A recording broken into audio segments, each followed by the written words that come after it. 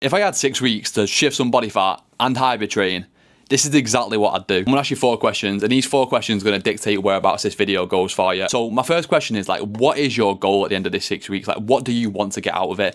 The more specific, the more measurable that you can be, the better. If you give me and say a really arbitrary goal of, if in 6 weeks time I want to be a bit leaner, I want to be a little bit of lower body fat, that's not gonna cut it. We need to be really specific about it. When we leave it quite open-ended, quite arbitrary, it allows us to be quite complacent, and that's not what we're trying to do. We're trying to focus in this 6 week period on shifting as much body fat as possible. Therefore, I want you to give me a specific number that we're aiming for. Question number 2, at the end of this 6 weeks, what do you want to measure your progress by? Is it a case of, I want to focus and I'm going to measure based on the amount of weight that I've lost? Is it the amount of body fat that I've lost? Or is it something a little bit different? Are we looking at how consistent have I been over this 6 week period? So the amount of sessions that I plan to do and how many of them actually got done. What's the percentage of that? How close was I to the original target that I set myself? Whatever it is, you know deep down what the thing that matters most to you. Is it your level of happiness? Writing down how you're feeling on a day-to-day in week 1 and comparing that all the way through to week 6. How do you feel about yourself?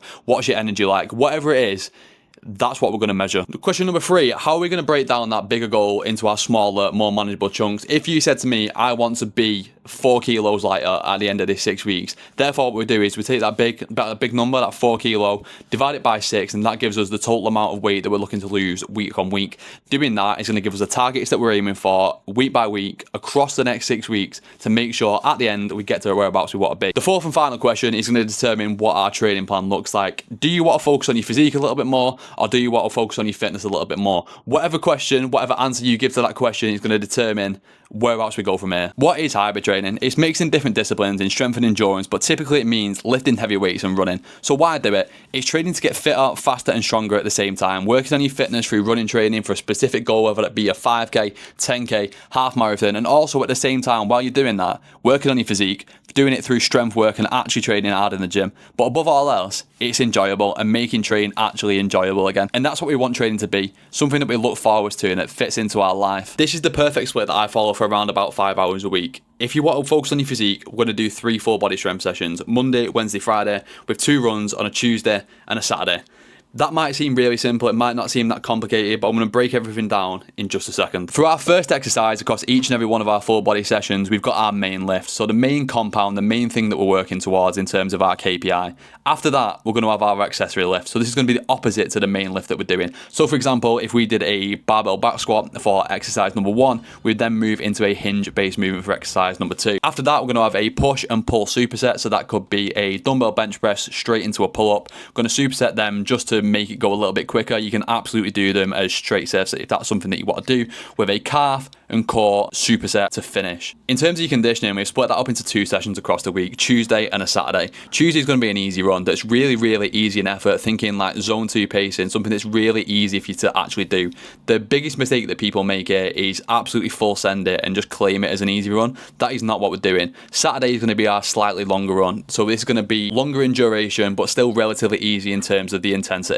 The whole purpose of this training methodology is to do both things at the same time, so working on your aerobic fitness and your physique at the same time. This block is based around fat loss, so it is quite a balanced approach to training really. In terms of like the caveats and stuff, if you wanted to run more, run more. There's 2 strength and 3 runs is definitely a decent option for you. If you've got less time across the week and you can't quite fit that 5 hours in, just drop a session. It's about building this into your life and not doing it the other way around. Across this 6 weeks, we're looking to increase the amount of weight that we're lifting session by session and look to beat our previous exercises week on week. In terms of the endurance, easy runs remain easy. We're measuring our progress based on your heart rate, based on your perceived effort and the total amount of distance that we covered. Our long runs progressed by increasing time on feet week after week. Reducing your body fat to a point where you're comfortable, to a point where you actually feel happy, where you feel confident in the way that you look, is literally like 90% nutrition.